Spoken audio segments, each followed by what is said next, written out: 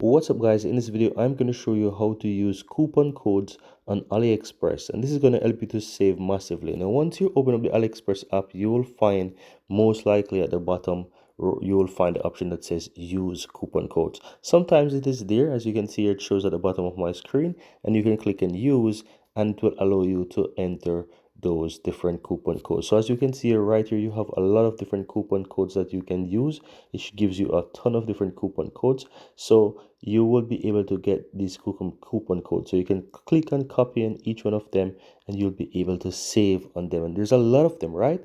So if you want to see all, just simply click on view all, and you'll find all those different coupon codes that are available that you can actually use and earn from. And you can see the store coupons as here as well. So you can see collect.